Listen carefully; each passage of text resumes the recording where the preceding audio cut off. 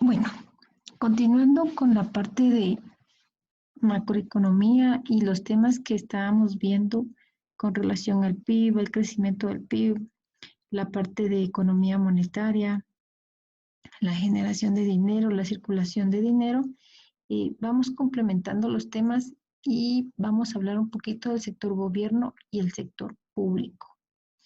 Si se dan cuenta, vamos tocando un poquito los temas de la economía en general para tener un conocimiento un poquito más amplio de cómo funciona nuestra economía.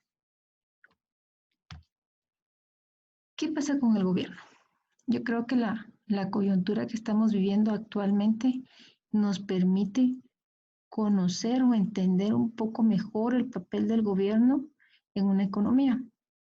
¿Qué está sucediendo actualmente? Creo que la crisis de salud que se está viviendo por el coronavirus y la razón por la cual estamos trabajando a distancia es, aparte de ser un problema de salud, genera muchos otros problemas, acarrea muchos otros problemas aunados a un problema de salud. Si estarán al día en las noticias, podrán ver que se habla mucho de la parte económica, ¿sí? Y muchas personas le temen más a la parte económica que al virus en sí. ¿Por qué? Realmente este estancamiento que se está dando en los procesos de producción, empresas trabajando a mitad de rendimiento, empresas que han cerrado y realmente van a tener un efecto en el corto, mediano plazo de esta situación. Sin embargo, en medio de todo eso, el principal actor, pues como hemos visto, es el gobierno, ¿sí? Hemos visto cadenas de la presidencia donde nos indican las medidas que toman tanto de salud como económicas. Entonces, ¿cuál es la actividad del gobierno en sí? ¿Por qué es tan importante la participación del gobierno en una economía? Necesitamos al gobierno por muchas razones. Necesitamos al gobierno en una economía para que todas las reglas estén claras y realmente funcione como una economía libre, una economía de mercado libre, en donde los compradores, los productores, los consumidores puedan interactuar, ¿sí?, con la libertad y la certeza de que hay leyes que respaldan a nuestra economía. Entonces, regresando un poquito al tema del coronavirus, las medidas que ejecuta el gobierno, no solo las de salud, sino que las económicas, tienen que estar en un marco de regulación donde permitan a las personas poder trabajar para poder comer y a las empresas, pues de alguna forma también trabajar para poder generar empleos generar empleos o no rescindir contratos por el hecho de que no se está produciendo lo que generalmente se produce. Entonces, ¿qué pasa con la actividad del gobierno? Se dice que la economía capitalista moderna es en consecuencia un sistema mixto en el que las fuerzas públicas y privadas interactúan de forma total. ¿Se recuerdan cuando hablamos de los sistemas económicos? Dijimos que había un sistema económico de mercado y un sistema económico de gobierno. El sistema de mercado básicamente había libertad, movimiento de compradores y vendedores, y los sistemas de gobierno centralmente planificados, el gobierno era el que decidía las 3 preguntas básicas de economía, ¿sí? Entonces, para que una economía realmente funcione, se necesita realmente la entidad pública y la entidad privada. Ambas tienen que interactuar sin que una intervenga en la otra y la otra afecte a la otra. Dice, de hecho, el sistema económico no es público ni privado, sino que supone una combinación de los dos sectores. No podemos decir que Guatemala es una economía únicamente del sector público, porque necesitamos al sector privado para que produzca. Y no podemos decir que la economía es únicamente del sector privado, Porque el sector privado necesita al señor gobierno para que realmente funcione. Entonces es una combinación de ambos sectores. ¿Cuál es la necesidad del sector público? La afirmación de que el mercado conduce a una utilización eficiente de los recursos se basa en la condición de mercados competitivos de factores y productos. Entonces, ¿qué pasa en el caso de las exportaciones y las importaciones? Nosotros necesitamos una economía libre, una economía eficiente, ¿sí? Donde realmente se puedan dar mercados competitivos, tanto de factores de la producción como de productos. Por tanto, no debe haber obstáculos a la libre entrada y los consumidores y productores deben tener un conocimiento total del mercado. La regulación gubernamental y otras medidas pueden ser necesarias para asegurar estas condiciones. ¿Qué sucedería si en una economía realmente no hubieran leyes, no hubiera gobierno que nos diga cuánto pagamos de aranceles, cómo podemos exportar, cómo podemos importar, establecer precios topes, eh, la ley, la propiedad privada? ¿Sí? La propiedad privada se rige eh, desde la Constitución de la República, ¿sí? Se dice que nosotros los ciudadanos tenemos derecho a la propiedad privada y que nadie puede invadir nuestra propiedad privada. ¿Por qué? Porque la ley, porque el gobierno, porque la Constitución nos resguarda y nos dice que podemos ser libres, que podemos producir lo que queramos, que tenemos derechos, pero también tenemos obligaciones. Sin esas leyes, realmente la economía no podría funcionar como actualmente lo hace. ¿Qué pasa con el gobierno? El papel del gobierno como mecanismo de asignación de recursos. La función principal del gobierno en un sistema económico consiste en proporcionar un marco regulatorio que defina las condiciones bajo las cuales opera la economía. Sí. La Constitución de la República me dice que tengo derecho a la propiedad privada. El Código de Comercio también me da ciertas especificaciones. Los impuestos, cada impuesto es un decreto por ley donde les dice exactamente qué va a pasar, cómo va a pasar, cómo va a pagar sus impuestos, quién va a pagar sus impuestos, qué porcentaje van a pagar de impuestos. Entonces, necesitamos ese marco regulatorio. ¿Sí? ¿Para qué? Para definir condiciones bajo las cuales opere la economía. Claro, necesitamos al sector privado, pero también necesitamos al sector gobierno. Además, el gobierno tiene una participación especial en el sistema económico. ¿Se recuerdan cuando vimos cómo se conformaba el PIB? Dijimos que el PIB era igual al consumo, más inversión, más gasto de gobierno, más exportaciones, menos importaciones.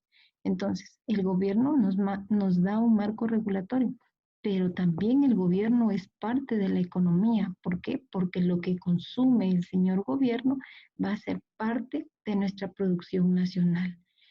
Eso es por un lado. Por otro lado, el gobierno debe ser agente económico que provea cierta clase de bienes y servicios denominados bienes y servicios públicos. ¿Qué pasa en una economía si no tenemos seguridad, si no tenemos asfalto, no tenemos carretera, iluminación? ¿Sí? ¿Funciona? Posiblemente sí funciona, pero definitivamente funciona mejor con los servicios y los bienes públicos. ¿Por qué? Porque estos son, como su nombre lo indica, para toda la población sin excepción alguna. Pagan o no pagan impuestos, todos tenemos derecho a los servicios públicos. Por otra parte, el gobierno puede intervenir en el proceso de la asignación de recursos, en aquellos casos en los que el mercado presenta limitaciones para alcanzar los objetivos deseables. ¿Cuál es el temor en una economía, especialmente en las economías latinoamericanas? ¿Por qué no podemos comparar nuestra economía con la economía de Italia, con la economía de España, que son países de primer mundo, que tienen todas las condiciones económicas súper mejores que las nuestras? ¿Qué pasa en Guatemala? En Guatemala hay mucho mercado informal, hay mucha gente que trabaja en el mercado informal. ¿Qué sucede con estas personas cuando les dicen, miren, van a tener una semana encerrados en su casa y no van a poder salir por el virus. Si no trabajan, no comen. Son personas que viven al día, que necesitan ir a vender para poder obtener sus ingresos. ¿Ok? ¿Y qué pasa con las personas que ni siquiera pueden llegar a tener un pequeño negocio y necesitan de cierta ayuda social? Es parte del gobierno brindar, perdón, es parte del gobierno brindar esos servicios públicos, ¿sí? Salud, ¿sí? Tal vez algunos tienen su seguro médico en la empresa donde están trabajando, tienen la oportunidad de ir a un centro privado para obtener exámenes, salud, medicina. Pero ¿qué pasa con los que no tienen recursos? Los que no tienen recursos únicamente se tienen que quedar con la parte de los servicios públicos. Entonces, otra tarea del gobierno es poder proveer esos bienes y servicios públicos a las personas que realmente no puedan llegar a pagar sus servicios. ¿Qué pasa con la educación? ¿Sí? Si ustedes tienen dinero y pueden mandar a sus hijos a un colegio, le pagan colegio y se van. ¿Qué pasa con las personas que no tienen para pagar un colegio? Tienen que hacer uso de la educación pública. Entre las actividades del gobierno está la asignación de recursos, ¿sí? Que lo platicábamos, los dos métodos de asignación, el mercado y el gobierno. El mercado, que es la empresa privada, decide, y el gobierno, las economías centralmente planificadas. La redistribución, que es la transferencia de ingresos y de riquezas de una persona a otra mediante mecanismos sociales como los impuestos o la caridad. ¿Qué sucede con los impuestos? ¿Quién paga impuestos? Nosotros pagamos impuestos. Pagamos, por lo menos pagamos IVA. En cada vez que consumimos, pagamos el IVA. Depende de nuestro sueldo, pagamos impuestos sobre la renta. ¿Qué hace el gobierno con ese dinero? Lo junta, son sus ingresos tributarios, luego viene, los asigna como gasto en cada ministerio y los redistribuye a la población. ¿Por medio de qué? De salud, de educación, de refacción escolar, comedores solidarios. ¿Sí? De esa forma redistribuye los ingresos de una nación. ¿Qué pasa con la estabilización? La estabilidad económica es una situación deseable, porque en un periodo de estabilidad la incertidumbre a la que se enfrentan los agentes económicos es mucho menor. Esto va un poquito amarrado con la política monetaria del Banco de Guatemala, ¿sí? El gobierno también es un ente que tiene que generar estabilidad económica en un país. ¿De qué lado? Del lado de las finanzas públicas, del lado del gasto, del lado de los impuestos, del lado de la deuda pública, del lado de la colocación de bonos. Necesita tener políticas fiscales que le permitan a una economía tener la estabilidad económica necesaria. ¿Para qué? Para que las personas no tengan incertidumbre al momento de querer invertir o producir en el país. Bueno, eso nos lleva a las finanzas públicas. ¿Qué son las finanzas públicas? Se le llama al estudio sobre cómo se manejan los recursos financieros del Estado. Esto involucra cómo el gobierno distribuye el gasto público y cómo obtiene recursos a través de los impuestos. ¿Sí? ¿Cómo el gobierno establece impuestos, recauda por medio de los ingresos que le van a servir, ejecuta su presupuesto, distribuye por ministerios, distribuye por gastos, y eso es el llamado gasto público, que llega a cada rincón o a cada parte de la economía que lo necesita? Las finanzas públicas ofrecen programas de gobierno que moderan los ingresos de los ricos y los pobres. Estos programas incluyen la seguridad social, asistencia social y otros programas sociales. Entonces, las finanzas públicas permiten al gobierno redistribuir el dinero que recauda a través de los impuestos durante un año específico y lo distribuye por medio del gasto público también cada año con la ley con el decreto del presupuesto de cada año, viene y redistribuye todos los ingresos que ha recaudado durante el año. Las finanzas públicas es una ciencia y se relaciona con otras ciencias más como la contabilidad. ¿Por qué? Porque tiene que haber un registro de ingresos y gastos, un registro monetario, con con las ciencias jurídicas. ¿Por qué? Porque necesitamos leyes, decretos, aprobaciones para poder crear y ejecutar el presupuesto. También con la estadística. Las finanzas públicas se relacionan mucho con las estadísticas porque les permite saber cuántos ingresos tributarios, cuántos no tributarios, cuánto gasto del Ministerio de Educación, cuántos gastos de inversión, cuánto gasto funcional. Entonces necesitamos de las estadísticas también. Y también se relaciona con la economía. ¿Por qué? Por todos esos principios económicos que hemos venido hablando, ¿sí? El mercado, oferta, demanda, qué pasa si hay dinero en circulación, qué pasa si disminuyen los impuestos, qué pasa si nos ponen un impuesto adicional, ¿sí? Entonces las finanzas públicas es una ciencia que se relaciona con otras ciencias más. Los ingresos de las finanzas públicas. Cada año, los gobiernos nacionales y locales crean un presupuesto para determinar cuánto dinero van a gastar durante el próximo año. Si ustedes ven noticias, van a ver que la SAT tiene metas de recaudación. ¿Por qué? Porque las finanzas públicas dependen de esa recaudación fiscal que se realiza año con año. Bueno, de ahí vamos a poder conocer el concepto del presupuesto general de ingresos y egresos del Estado.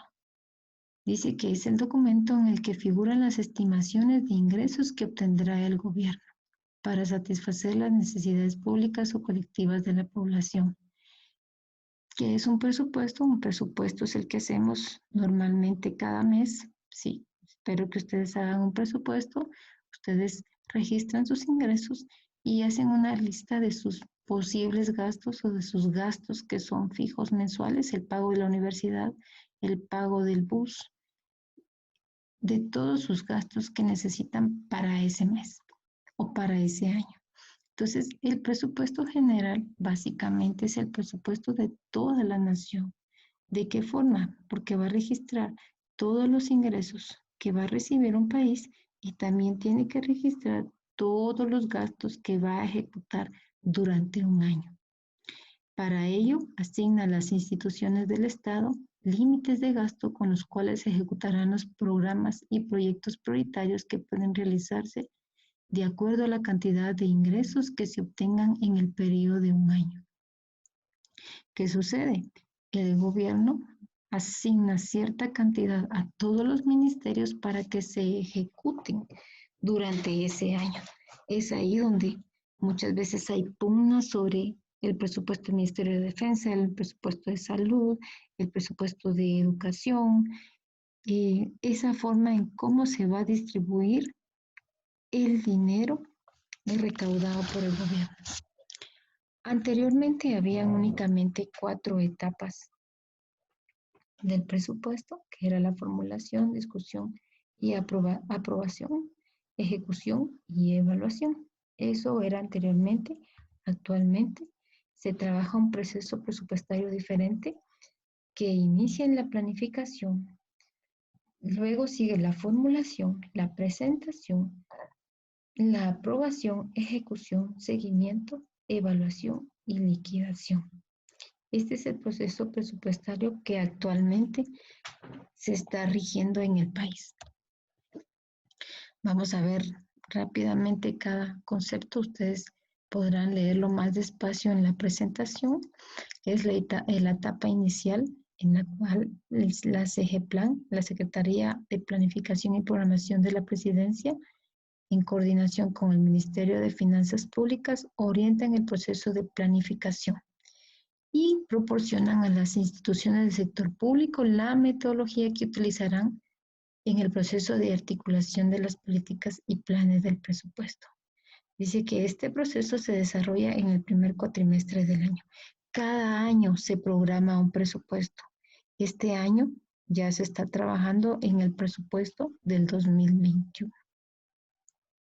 Luego está la formulación, dice que se refiere a la base en que las instituciones, con base en su marco legal, políticas de gobierno, políticas públicas, elaboran su anteproyecto de presupuesto. Todas las instituciones del Estado elaboran el presupuesto que ellos consideran necesarios para trabajar el siguiente año. Dice que esto es presentado a más tardar el 15 de julio de cada año. Luego está la presentación, de acuerdo a la Constitución de la República, corresponde dentro de las funciones del presidente someter al Congreso de la República con 120 días de anticipación a la fecha en que se inicia o principia el ejercicio fiscal del proyecto del presupuesto. ¿Qué significa? Que antes de que inicie el presupuesto, que generalmente inicia el 1 de enero y termina el 31 de diciembre, se debe presentar las propuestas de cada ministerio. 120 días de anticipación. Aprobación. Una vez presentado el proyecto de presupuesto en el organismo ejecutivo del Congreso de la República, la Comisión de Finanzas Públicas y Moneda de este organismo realiza la discusión, reuniones de discusión y análisis del proyecto. ¿Qué sucede? Más o menos antes de que concluya noviembre, empieza el Congreso a sesionar para aprobar el presupuesto del siguiente año. Claro, hay una comisión que se encarga de evaluar cada ministerio y el presupuesto y el Congreso debe aprobar ese presupuesto antes del 30 de noviembre. Ejecución. Una vez que se haya aprobado por el Congreso, se emite un decreto, acá donde entra las ciencias jurídicas, ¿sí? Porque es un decreto ley, como el decreto que se emitió el día domingo sobre el toque de queda, ¿sí? Es una ley establecida por el gobierno. Entonces se emite la ley del presupuesto de ingresos y gastos para el año correspondiente. Inicia la etapa de ejecución presupuestaria, es decir, empieza el 1 de enero de un año y termina al 31 de diciembre de ese mismo año. ¿Por qué se dice que se ejecuta? Porque aquí es donde todas las instituciones ejecutan todos sus gastos que ya establecieron un año anterior. Seguimiento. Consiste en el proceso continuo de medición de los avances a las metas previstas. Acá básicamente se le da seguimiento a lo que se ha programado. La evaluación básicamente tiene como propósito principal analizar en forma crítica el avance de la ejecución física y financiera. Luego está la liquidación y rendición del presupuesto del sector público. Es el documento donde se presentan los resultados de ejecución presupuestaria, tanto de ingresos como de egresos.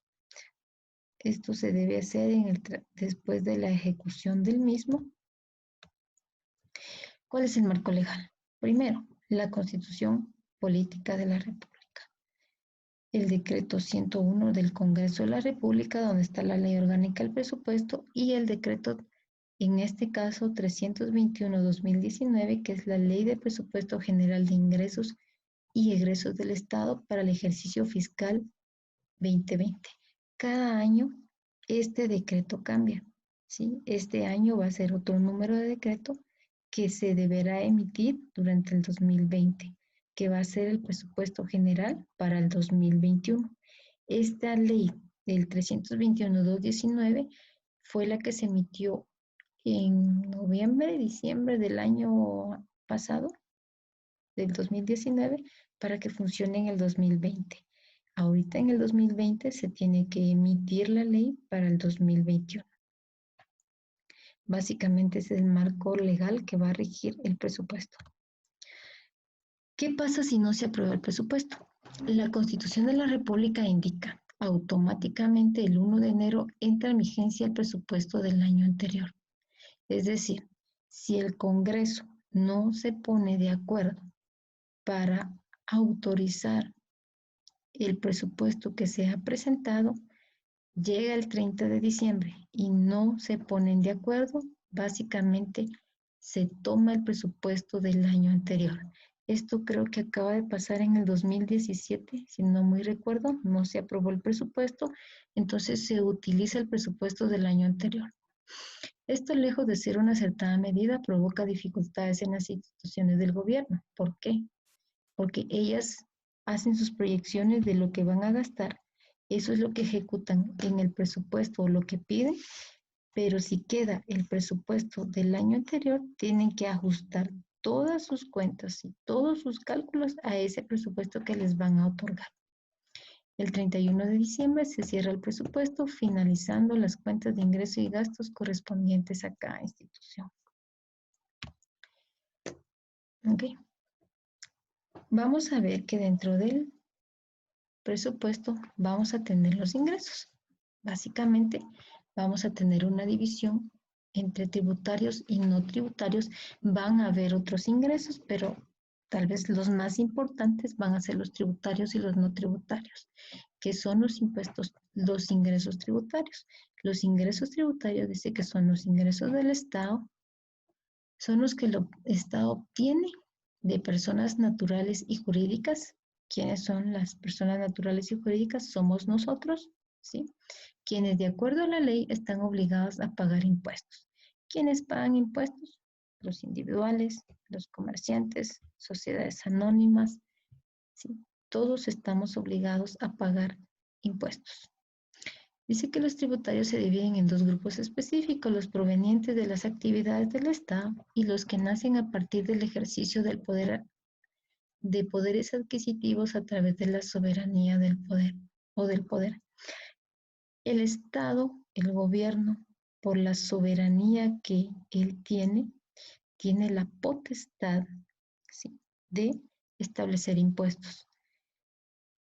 Regresamos a la Constitución. Dijimos que en la Constitución tenemos derechos, derecho a la vida, derecho a la propiedad privada, que el Estado cuide la familia, ¿sí? Pero también tenemos obligaciones. ¿Cuáles son nuestras obligaciones? Seguir la ley y obedecer la autoridad. Si están fuera de casa del toque de queda, se van a la cárcel. ¿Por qué? Porque no están estableciendo un decreto ley que fue establecido por el gobierno. Entonces, así como esas eh, reglas, leyes que se establecen, que se están estableciendo actualmente, también se establecen los ingresos. Nos dice que nosotros como ciudadanos tenemos la obligación de pagar impuestos.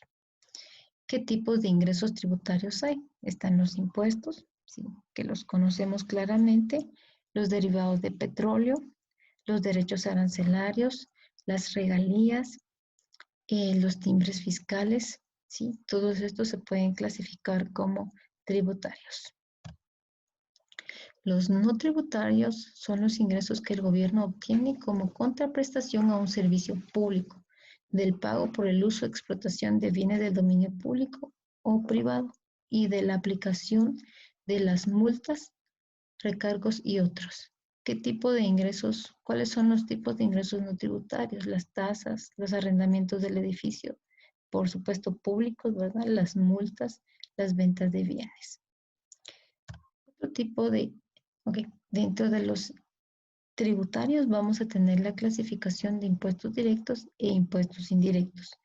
Los impuestos son los tributos o pagos que deben realizar los ciudadanos al gobierno sin que éste se encuentre obligado a entregarles una contraprestación directa. Generalmente se dividen en directos y los indirectos. La obtención de renta o la posesión de patrimonio gravan de manera directa el patrimonio, los ingresos y o las rentas de los contribuyentes. ¿Cuáles van a ser los impuestos directos? Los impuestos directos son los que van a estar en función de los ingresos de las personas. Por ejemplo, la circulación de vehículos. Si yo no tengo vehículo, no tengo por qué pagar impuesto. El que tiene un vehículo más moderno es el que paga más impuestos. Impuestos sobre la renta, si mis ingresos no cubren lo mínimo para la tasa sobre el impuesto sobre la renta, simplemente no pago impuestos sobre la renta. El UCI, si yo no tengo casa, no pago impuesto al UCI, ¿sí? Entonces, los impuestos directos caen directamente sobre los ingresos de las personas, sobre sus rentas, sobre sus patrimonios, ¿sí? Los impuestos directos va a pagar más el que más tiene. Contrario a los impuestos indirectos, dice que son los que gravan a la capacidad económica, que se pone de manifiesto de forma indirecta como consecuencia de la circulación de la riqueza, ya sea mediante el consumo de bienes o a través de la transmisión. ¿Cuáles son los impuestos indirectos? El IVA, ¿sí? Tengamos o no tengamos ingreso, al momento que nosotros compramos algo, estamos pagando un impuesto, ¿sí? Eh, Todas las personas que consumimos, que compramos, pagamos IVA, ¿sí? Tengamos o no tengamos ingreso, nosotros tenemos la obligación de pagar IVA. Creo que el ejemplo más claro de los impuestos indirectos es eso. Si usted tiene dinero o no, igual tiene que pagar IVA, ¿sí? Eso nadie se lo quita. Los ingresos de capital están constituidos básicamente por los distintos fideicomisos a favor de las empresas públicas. Acá básicamente se refieren a las ventas de activo de las empresas públicas, ¿sí? Edificios, propiedad del Estado, ventas de activos intangibles, derechos de autor, propiedad intelectual. Se supone que estos ingresos son asignados para la realización de proyectos de inversión, ¿sí? Los ingresos de capital se supone que deberían estar directamente designados a proyectos de inversión. Acá les dejo una pequeña gráfica sobre la estructura de los ingresos. Si nos damos cuenta, el impuesto sobre la renta es de aporte el 33.2% del presupuesto de ingresos y el impuesto al valor agregado el 48.5%. ¿Qué nos está diciendo esto? Que un impuesto indirecto es el que está sosteniendo casi en un 50% el presupuesto de ingresos del 2019. ¿Será correcto? ¿Será lo justo? Creería que lo justo tendría que ser que pagan más los que más tienen, ¿sí? Serían impuestos progresivos. El que más tiene, más paga. Sin embargo, si nos damos cuenta, aquí el porcentaje de participación del IVA es bastante alto. Es parte de nuestra estructura tributaria y pues que en algún momento se pudiera corregir. No es que sea del todo mala, pero podría ser mejor. Ayudaría mucho a las personas eh, que no tienen los recursos porque pagarían menos impuestos y se supone que pagarían más los que tienen más. ¿Qué pasa con el gasto? El gasto público básicamente va a ser la asignación de recursos que el organismo ejecutivo propone y luego el Congreso aprueba. ¿Todo cómo lo aprueba? Ya dijimos que lo aprueba por el presupuesto, ¿sí? ¿Para qué? Para que las instituciones del Estado ejecuten los programas y proyectos con los cuales se atienden las necesidades de la población, ¿sí? Básicamente, los gastos es la recaudación de ingresos, lo juntan, lo distribuyen y lo regresan a la población. ¿De qué forma? Seguridad, educación, salud principalmente, bienes públicos, carreteras, hospitales, centros, puestos de salud, escuela, puentes, entre otros. Aquí hay una clasificación del tipo de gasto. Vamos a ver que tenemos gastos de funcionamiento y gastos de inversión. ¿Cuáles son los gastos de funcionamiento? ¿Qué necesitan para que una empresa funcione? Desarrollo humano, personal humano, ¿sí? Recursos humanos, salarios, eh, gastos en alimentación, gastos en papelería, gastos en eh, comisiones. ¿Qué pasa con los gastos de inversión? Se supone que los gastos de inversión me van a generar un ingreso mayor a largo plazo, ¿sí? Se supone que un gobierno debería de invertir más o debería de utilizar sus ingresos en gastos de inversión. ¿Por qué? Porque si el gobierno establece proyectos a largo plazo, a mediano plazo, de esos proyectos se puede generar ingresos, se puede obtener cierto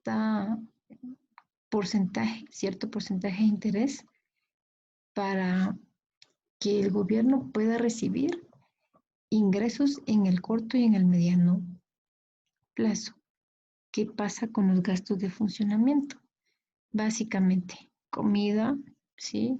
Vehículos, teléfonos celulares, eh, alimentación, bonos, salarios.